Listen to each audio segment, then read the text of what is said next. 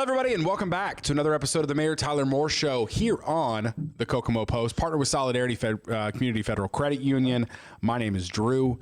This is MTM. Hey. Mr. Mayor, how are you? I'm great. A little warm, but good. It is a little warm. It is a little sultry outside. Yeah. Unfortunately. So I hope folks are being smart about it. Stay hydrated. Absolutely. Even if you think you're being hydrated, hydrate a little more. Hydrate or dihydrate. That's what I say. There you go. Famous quote from a friend there. Yeah. How was your weekend? Busy, full. There's a lot of stuff going on in town. As the temperatures continue to rise, the excitement and such rose as well. And getting to the height of the sports weekend with the Pacers last night, unfortunately falling to the Thunder. But still, nonetheless, it was a great ride. I just realized I did something. And by me realizing I did something, Bree just sent me a frantic DM. Before we started filming, I was shown this video of my son on an episode of Little Foodies, and it was ridiculous. And if you don't know what Little Foodies is, it's a show here on the Kokomo Post check it where children of the Kokomo Post and of Kokomo try little food items from around the city of Kokomo and give their review, and it's really funny, and sometimes they're mean, but they're kids, so they don't realize it, and it's a funny show. And that show is partnered with Solidarity Community Federal Credit Union. I was going to wait to kind of give a shout out. I thought maybe we had a new partner in the show, but we don't. No, this is what happens. You're a busy man. Robert Miller and Son Furniture is still the longstanding partner of the Mayor Tyler Moore Show. The show's inception.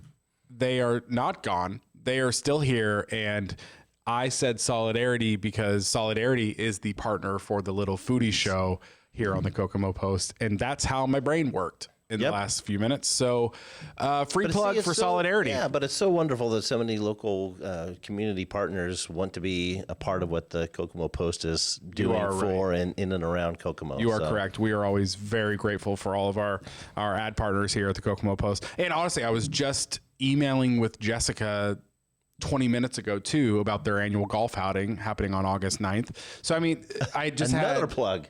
Man, I just can't. I'm so giving. Look at me. Right? Well, what about Robert Miller and Son Furniture? Well, you know, you got to kick off your summer this June with huge savings at Robert Miller and Son. Take 25% off store-wide, plus enjoy an extra 5% off when you pay with cash. But that's and not all. To celebrate American craftsmanship, take an additional 5% off all furniture made in the USA. And folks, they got a lot of that in their store. Whether that's upgrading your living room or your patio, now is the perfect time to refresh your home with quality American crafted furniture. Our knowledgeable team is here to help you find just what you need this summer. Visit our Kokomo showroom today. These summer savings won't last long. I bet the showroom's air conditioned too. Absolutely, very climately controlled. If you guys weren't doing the math there, that's up to 35% off if all of those little ducks fall into a row there. Thank you for that, Robert Miller and Son, and thank you, by the way, for being the best show partner for Robert Miller or for the Mayor Tyler Moore Show we've ever had. Also the only one we've ever had. So thank you for being the longtime partner here. Oh, dear. What a show opening. Yeah, Can't wait for the clips for that. What's going on at City Hall this week? Trying to keep things cool, but also trying to get ahead of the game on things. Finally, for those that have been anxiously awaiting the work to be completed at the splash pad out at Jackson Morrow Park, the contractor for Indian American Water is finally making their way down 2 pipelines so we can get some water to the pad and bathrooms. So it's still probably 30, 45 days or more, maybe close to 60. I don't know. Here in the next month and a half or so until that's completed. Hopefully they can get things to it before we can get things turned on before they're completed. Don't have to worry about the total project, but we'll see. So thanks for everybody's patience on that. I know that's been in the works and planning and construction and such. And so everybody, especially these last few days and days forthcoming, that it'd be great to have that one. But the one up north is fully operational and functioning there at the Berryman Park on Main Street. So that one's there. But of course, Kokomo Beach is busting at the seams. It's been standing room only and folks waiting in line because got to watch capacity and as folks come in and others go. So we appreciate everybody's patience with that as the numbers are continuing to climb and try to get folks in that we can. So finding that ways, I think we've got another spray and play coming up. Kudos to the Kokomo Fire Department, those guys and gals partnering with the Parks Department to hop around to the various parks in town to provide a tarp slip and slide opportunity for kids of all ages. Love that. So I believe there's another one this Wednesday. We'll find out. But yeah, outside of that, just cruising in, coming off of a busy weekend of events, and it's the calm before the storm when the Haynes Apperson takes over downtown in Foster Park with the parade and 3 days worth of music, fireworks that Saturday night, and all kinds of fun stuff. So it's coming. We're playing Summer in Kokomo, baby. Summer in right? Kokomo. Mm-hmm. Absolutely. Love that. Yeah, lots going on. But I bet Kokomo Beach is just like absurd. Oh, I'm sure week, it is, yeah. Right? We spent a lot of like pool time over the weekend and just staying in the shade as much as possible.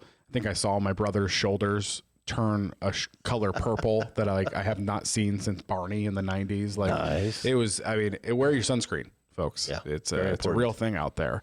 But yeah, so wear your sunscreen, stay cool. Like we were saying, it's impossible to be like too hydrated this week because it's a sneaky little thing. It is. That heat, and like you think you'll be fine and you're not.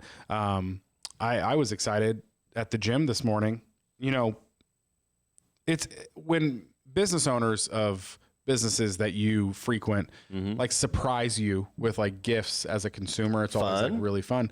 Yeah. And the gym owner, the gym I go to, apparently like he bought a sauna over the weekend. Whoa.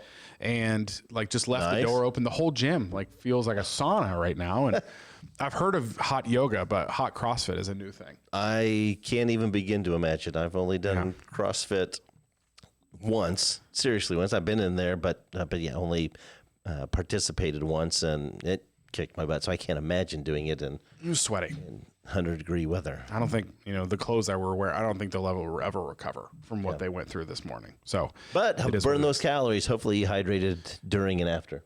Yeah, a lot of hydration. Okay. They have like all those. They're not Gatorades anymore. I mean, Gatorade still exists, obviously, but like there's hydration drinks with like a lot of like salt and electrolytes in them and stuff like that. They only have like 1 gram of sugar compared to like a Gatorade can have, like a lot of sugar in like a Gatorade. So you get like the sugar shakes. But like there's a lot of those hydration drinks too, like little sticks that you can like put in water. Oh, yeah. Just like little electrolyte packages. And those help out so much. Tremendously. So look in those things like LMNT is like one of the big popular brands. Or, I don't know. There's a lot of them out there, but check those out. Stay hydrated this week. It's going to be toasty. All right. So before we get into the Ask the Mayor segment, which we're going to here in a second, if you have any questions in the chat, I see people watching online. Hey, afternoon. If you have any questions for the Ask the Mayor segment, or maybe you're here because you've asked a pre-show question and you're wanting to hear the answer, make sure to leave it out in the chat. I will pull it over to my notes so I don't miss any of those. But let's get into the Ask the Mayor segment. All right. But before that, Best Price Fireworks is here to help you celebrate your 4th of July and make it unforgettable with 2 convenient Kokomo locations on 931 beside Buffalo Wild Wings and Chuck E. Cheese at 413 East Center Road and the Gabe's Pizza Plaza. Best Price Fireworks offers the best selection at best prices, all right here in your hometown. Whether you're lighting up the sky for the first time or you're a seasoned fireworks pro, you'll find everything you need to make your celebration shine, from classic sparklers to jaw-dropping grand finales. Locally owned and operated, Best Price Fireworks takes pride in offering great value, unbeatable variety, and a friendly service to help you celebrate safely and memorably. Want to go really big this year? Head over to our Facebook page, which you might be on right now, and enter to win a $500 gift card worth of fireworks. Just look for the Best Price Fireworks post, follow the easy steps, and the winner will be announced on July 4th. Get more bang for your buck only at Best Price Fireworks. Shout out to them for being another co-sponsor here at the Mayor Tyler Moore Show. But again, folks, be respectful to neighbors and such when lighting those beauties off. Ground stuff now until I think, is it the 26th? I think we're getting close because there's the window that the recently passed ordinance allows for things to leave the property and come back. But please be respectful to those and be safe.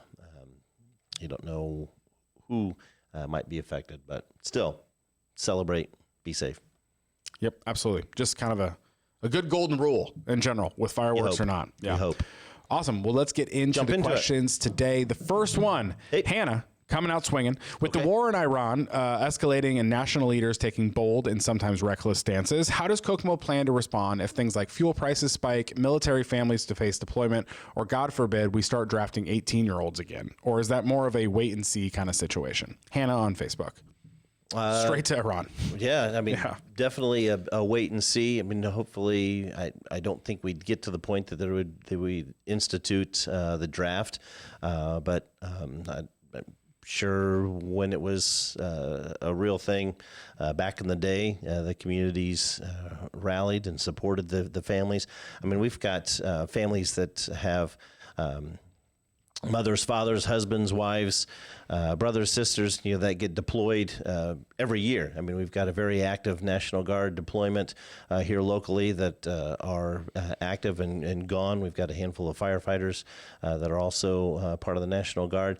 And so regardless as to what's happened in Iran with all the conflicts around the world, the community really rises to support those that have military members deployed when they are. But as for gas prices and everything else, I mean, it's just a matter of working together when that occurs. Kind of a wait and see if it gets to that point. I mean, prices on everything are all over the board, it seems like these days. But so, yeah, we just play it by ear and do what we can as a community to support each other and lift them up and get through it. Gotcha. So I know there's a handful of layoffs as well. I mean, at some of the major plants. I mean, so it's just, a lot of things, end up being cyclical or even seasonal and affected by what's going on, not just in the country, in the nation, but across the globe that trickles down and affects us. But we always seem to weather the storm and help each other out. Absolutely. Yeah. Next question is from Beth on Facebook. Are we ever going to enforce the speed limit in front of IUK and Maple Crest, or just wait till a student gets run over? Beth on Facebook.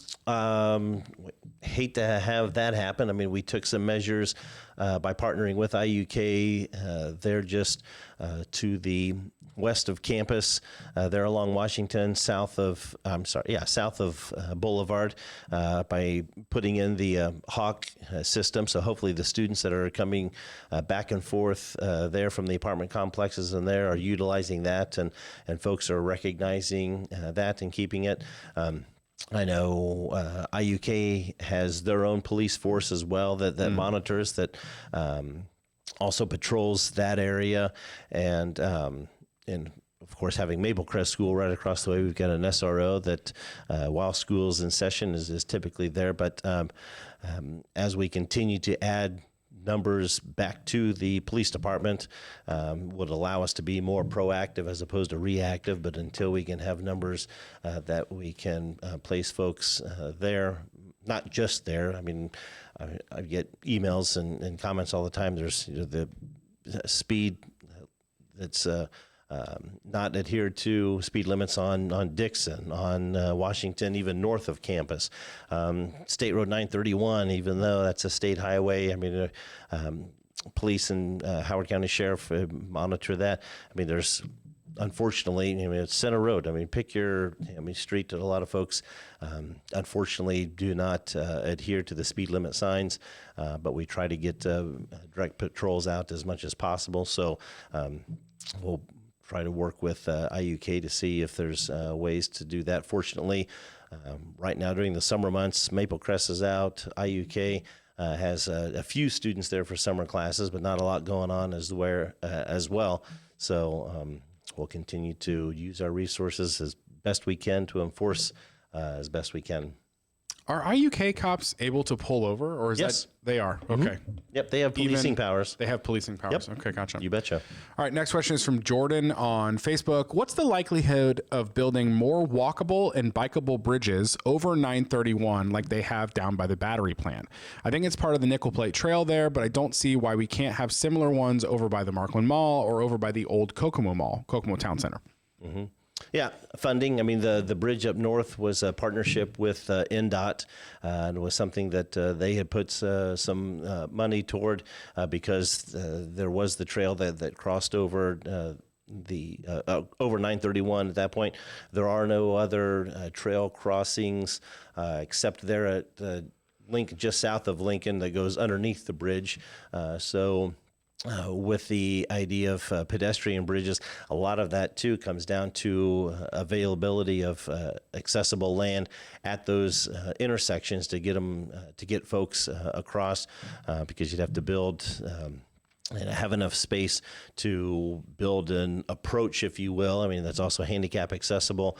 And a lot of those areas along 931 are very tight with retail and commercial and such, unlike the bridge for the trail up north.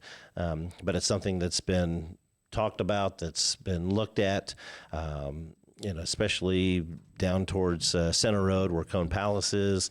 There's the thought even there at Southway where it crosses because of the residential area and the high retail and such.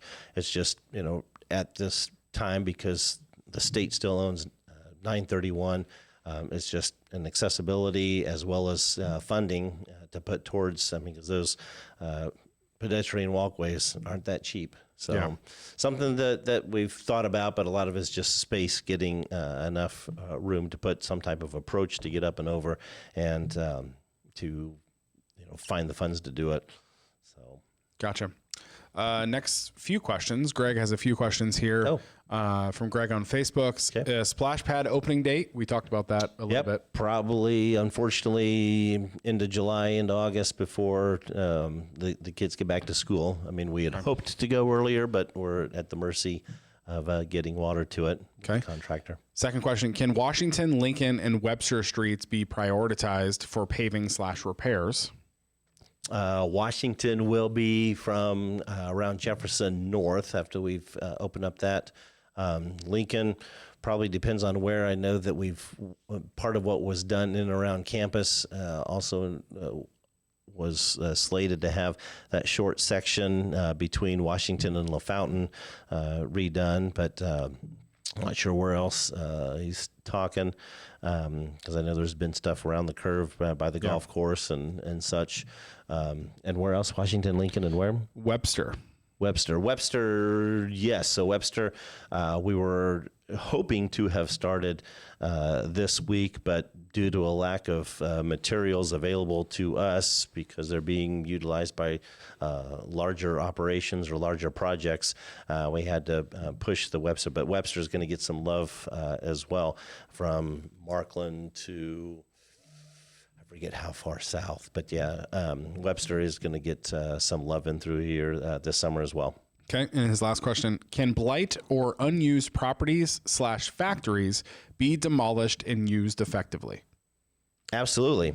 I mean, many of those are privately owned, and if they are deemed,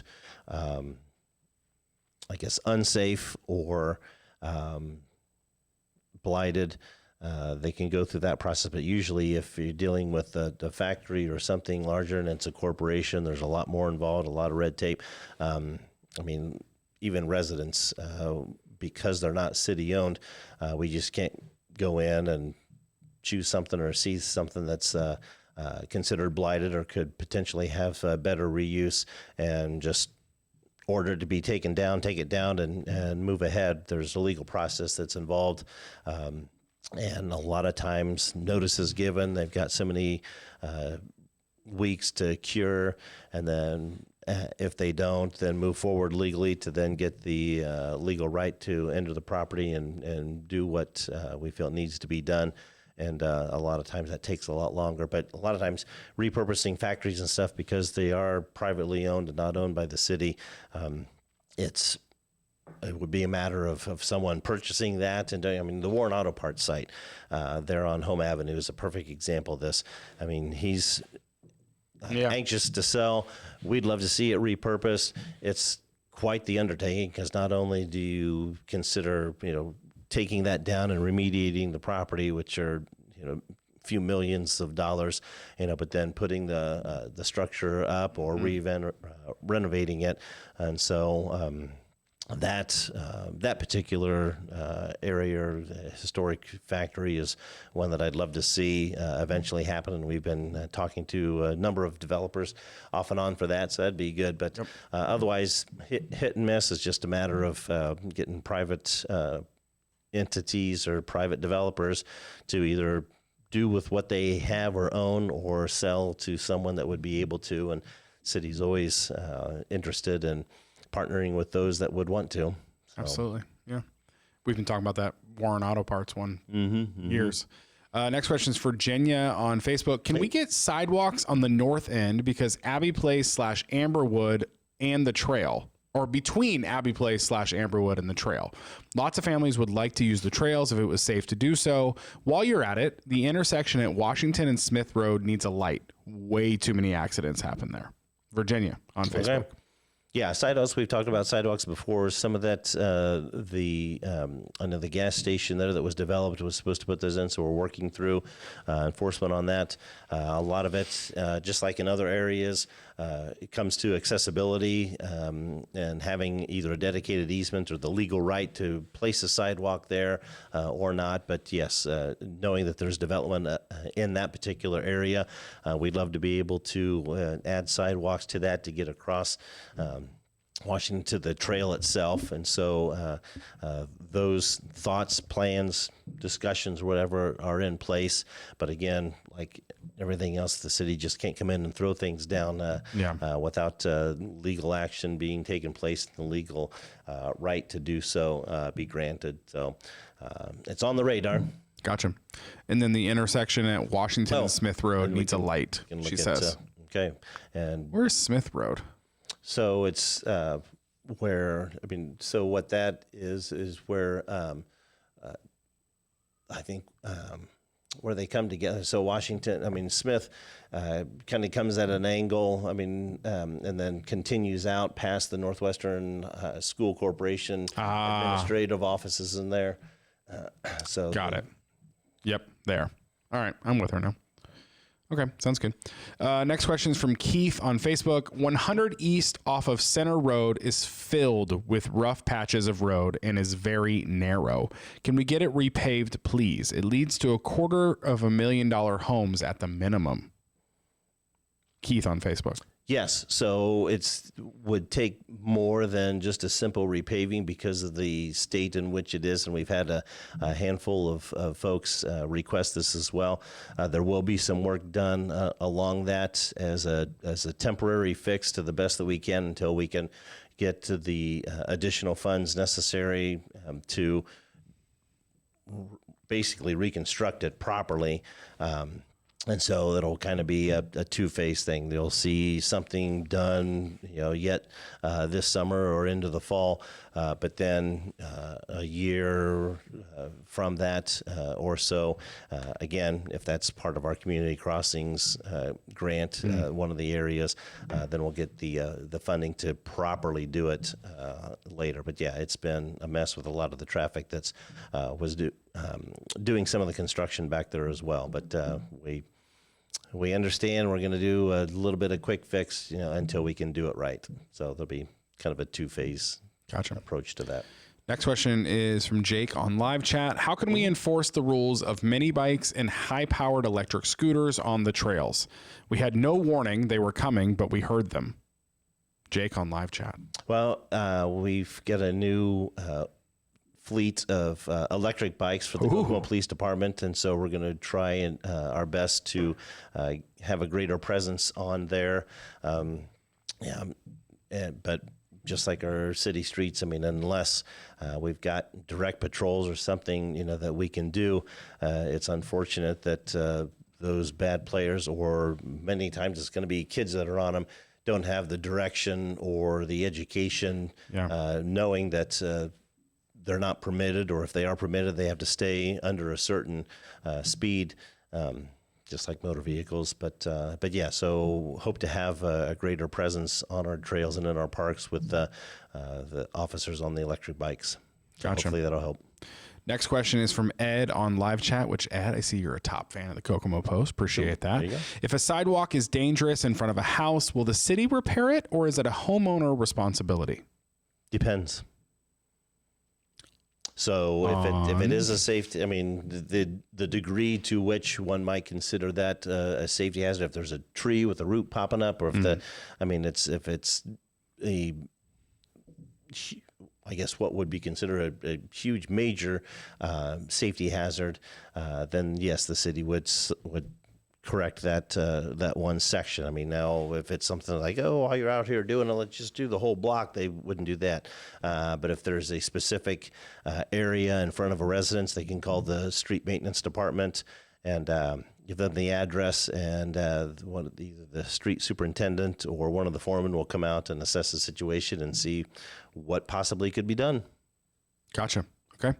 Next question is from Eric on Facebook. What is being built by Championship Park? They're doing groundwork at the entrance of the road next to what used to be Morningstar Church.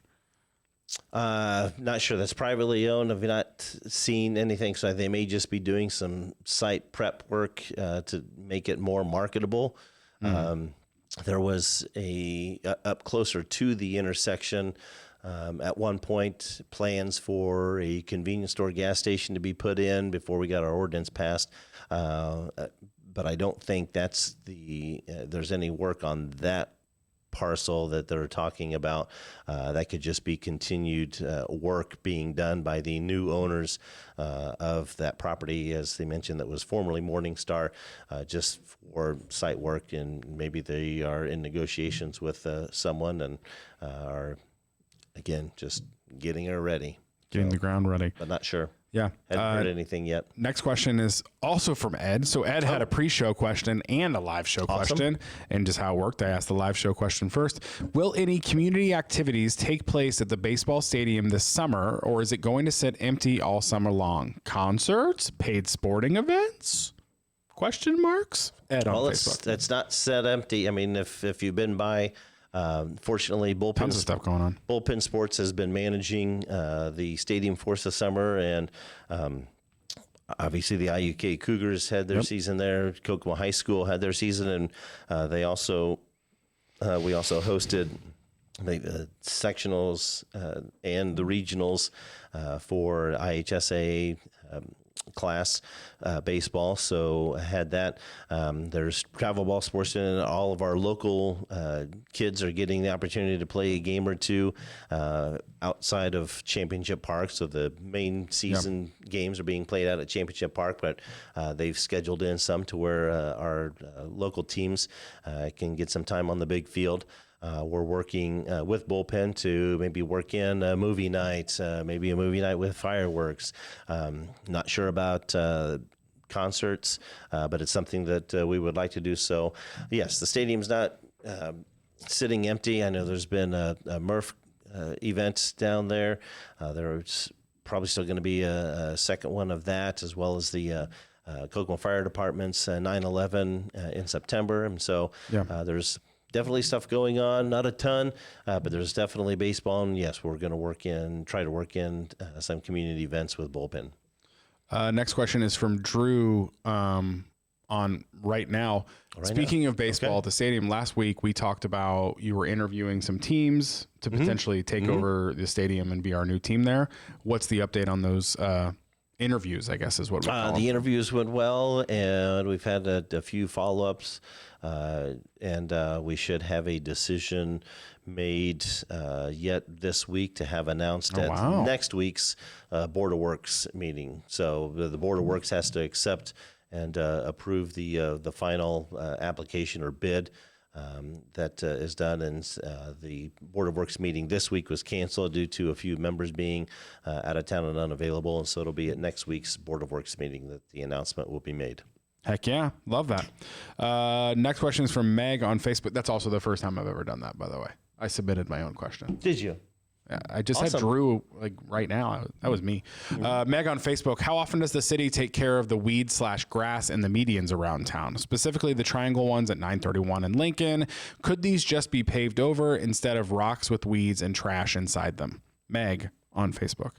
If anything along 931 would be NDOT, so we'd have to continue to coordinate that. But the other ones in town are contracted out, and the company that takes care of those gets to them as best they can, and in a rotating basis based on, as weather permitting and resources and such. But if there's other ones outside of the one at Lincoln and 931, because Lincoln and 931, again, being in an NDOT intersection, would be their responsibility, but we can certainly let them know that there's concern.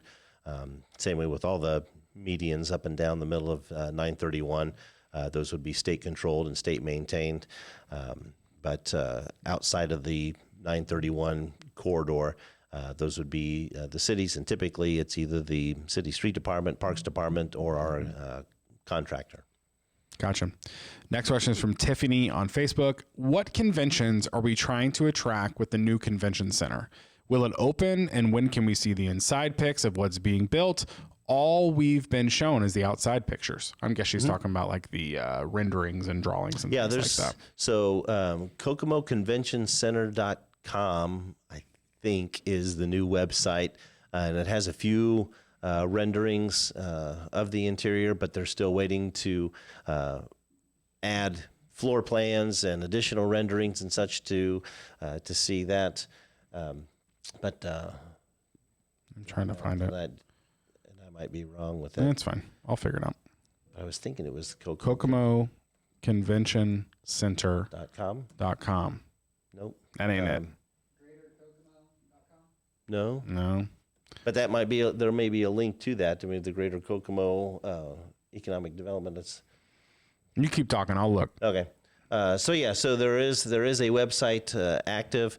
Conventions we're going after. Really, we've been they being the Convention Visitors Bureau, because they'll be managing the facility, have actually been fielding calls from interested groups. Really just a wide gamut of them. They won't officially start taking reservations until at least July 1st, so coming up, but wanted to make sure they were far enough along so that if they started planning things that may be desired for 2026, that the center and hotel would be completed and done. So not taking formal reservations yet, but should be yet this summer, because the anticipated opening date would be June of next year. And again, just a handful. We haven't actually gone after specific ones. They've just, with all the hype that's been going on with that, they've been fielding phone calls and taking information to then follow up and get things booked. I guess I do have a little like insider baseball on this, because they've approached us about some advertising options. And awesome.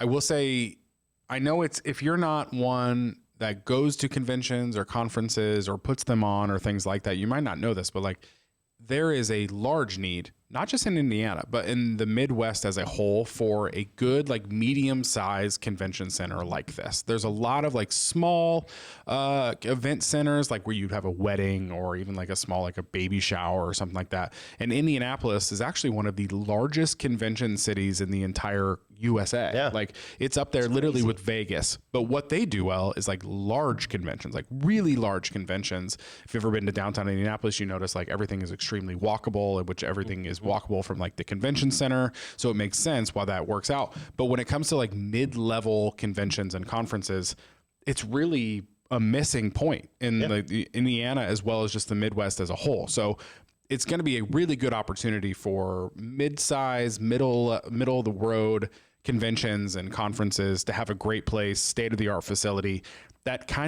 This is like the groundwork that Kokomo has been building for forever with downtown. You can walk to the baseball stadium. You can walk to downtown to restaurants. You can walk to your hotel, which is attached to the convention center. You know what I mean? Like we've built this micro version of a walkable downtown Indianapolis, but a really good spot for like small to medium-sized conventions. So there is a need for it, and there is not a lot of options. Like I said, not just in Indiana, but in the Midwest as a whole. So should be good when it gets finished, and we'll get a lot of visitors in town. And I mean, even like Championship Park, it brings in a lot of visitors, and it is always crazy to me too, as a kid of Kokomo, how many hotels there are in Kokomo because I just never need, obviously, a hotel. Aaron doesn't kick me out often where I have to get a hotel room. People ask that. They're like, how many more hotels? I mean, you'd be so... They're full, man. Yeah. Again, like you said, with Championship Park being a satellite site for a lot of Grand Park things, I mean, from April to October, man, every weekend... they're busting at the seams, and when folks are having smaller events or weddings or family in and such, I mean it gets difficult for them to find hotels and such available. So it's a crazy need. Yeah, and this is very easy to do, but like just because maybe it isn't a need for you in like your life, that doesn't mean it's not a need for other people. So like. It is drastically needed in the Midwest, they said, not just in Indiana, but just the Midwest as a whole, drastically needs a really good state-of-the-art, smack dab in the middle of a downtown community that has options of things to do convention center. So it's going to be cool. It's going to be really cool what it's going to do for Kokomo. Next question is from Kathy on Facebook. Still waiting on sidewalks and street lights in Terrace Meadows that we were promised 15 years ago when we were annexed in. Kathy on Facebook. Okay. I can look at the possibility for streetlights, sidewalks. Again, like we've talked about before, don't know what, if any, work had been done either prior to annexation or since annexation before I took office. But again, sidewalks would be considered if the easements are granted, and I'm assuming that being a neighborhood that was, or an area outside of the city limits was probably obviously developed without them. And so there would not have been dedicated easements across the properties. And so it would be a matter of going in and getting folks to approve easements for those to be placed. But if they, and I hate to say that they'd have to do it, but if there was a way for that they could sign, get some type of petition or work done out there that would indicate the willingness of all the residents there to grant the city an easement to place the sidewalks. I mean, we definitely consider it, but if there are those that are in that area, like, heck no, man, we don't want sidewalks across our front lawn, then that would create an issue that we wouldn't be able to just piecemeal it and such. It would have to be something similar to our sidewalk, our 50-50 sidewalk program, to where you'd get a good portion of folks to agree to it, and then we'd have to go through the process of granting or securing the easements in order to place sidewalks there. So unfortunately, that is apparently what they were told and given, but it's not as simple as just going in and throwing them down, but can definitely look at the possibility of that as we look at projects. Gotcha. Next question was from Louis on Facebook, but I kind of stole his thunder. Sorry about Louis. I didn't see this down there. He was just said, is there any status of the Jackrabbits, which I'm assuming means the new team for the stadium. So I stole your thunder there. That's right. That's my bad, Louis. So Jackrabbits are gone. The new team will not have the Jackrabbits. Yeah, it'll be a whole different thing.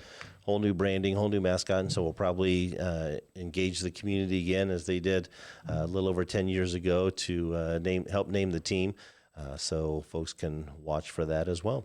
Gotcha. And the next question is from, I think it's probably Taylin on Facebook, asking also about the splash pad to be open in Jackson tomorrow. So we addressed that earlier. Coming up. And the next one is from Operation Blue Horizon on Facebook. With more national attention on issues like reproductive rights, book bans, and LGBTQ plus inclusion, how does Kokomo ensure it remains a safe and supportive community for all of its residents? Just by continuing to hear the voice of the community and embracing that and doing what small local communities do. Because, I mean, yes, a lot of things that are happening on the national level, do trickle down locally, but locally, a lot of things, a lot of communities, regardless of party affiliation, are centered around what the community wants, and so if the community continues to be inclusive and such, I mean, we're at the mercy of laws and such that are enacted either at the state level or at the federal level, but here locally we'll continue to live and work together as folks in Kokomo always have. Gotcha. Next question is from Joanna on Facebook. Mm-hmm. Man, what a name. Joanna Sunshine Sparkle Love on Facebook. Can our law enforcement officers get training specifically on how to catch peacocks? That I don't. I missed this week. I know. I must have as well, because I saw something thrown out today that the Kokomo mantis felt threatened or something. I mean, so I don't know. There must have been a wild peacock that somebody needed secured or taken care of, or humane. I don't know, but yeah, there was something about some stray peacock that showed up and wherever it was. But yeah, I kind of missed that. Apparently, too. It was all over town. Which would that be a police officer? Or is that like? Can you imagine working in the Humane Society? Like, yeah, we got reports of a peacock. I'm sorry, what'd you say? Yeah, it would I would think either be the Humane Society or the Department of Natural Resources, the DNR. I mean, so I guess. I'm guessing someone just privately owned that, and like it got loose, and it was just on. We were recently when we went up to Michigan, we were at the Detroit Zoo, and they have a few peacocks, and they literally just roam the zoo. So like they're roamers of birds. They don't like to be held within a space. They don't like to stay in the same space. They roam. Don't cross them though, man. I heard they're mean. Peacocks? I've heard peacocks are mean. Geese are the worst. Geese are pretty bad. Also, their tongues have teeth. What? Look it up. It's terrifying. Anyway, so those are the questions we had for the Ask the Mayor segment today. If you have any questions that you didn't get mentioned on the show, I think I got... Oh, sorry, Derek, last question. Hey. Derek on live chat. Any word on Chick-fil-A when they will be breaking down or breaking ground? Breaking down? Hopefully not breaking down. Be breaking ground or opening? Hopefully breaking ground in the next few weeks. Like I said, they had figured whatever they needed to out with the property owner, and they've pulled permits. And so, yeah, not sure. But I would assume any week now. Gotcha. Well, that should be a great ribbon cutting sometime next year. Okay, so those are the questions we had for the Ask the Mayor show and the Mayor Ask the Mayor segment. If you have any questions, if we missed it or you missed the show or you were busy, you're sitting in a refrigerator because it's so cold outside, that's fine. You can watch this as a replay. If you have any questions, leave it in the live chat, as well as we always put out multiple posts on different platforms on Monday where you can leave your pre-show questions in the comments of that post. But we usually do a pretty good job of going back and make sure we don't miss any questions from the previous show. If we do, sorry, we're human. That's what happens. But do you have a dad joke for us today? Yeah. So with all the talk and hype about kings being thrown around and everything, it got me thinking, if a king were to sleep on a queen mattress and then the queen would sleep on a king mattress, what would the prince sleep on? A princess mattress? No, an air mattress. Because he's the heir to the throne. This guy, I didn't forget about that. Thanks for watching this episode of the Mayor Tyler Moore Show here on the Kokomo Post, partner with Robert Miller and Son Furniture. Like I said, if you have any questions for next week's show, let us know in the comments below. Also, actually, no, that's it. That's all I'm going to say. I'll save that for next time. Thanks for watching, Kokomo. We'll see you next time. See you, Kokomo. Stay cool.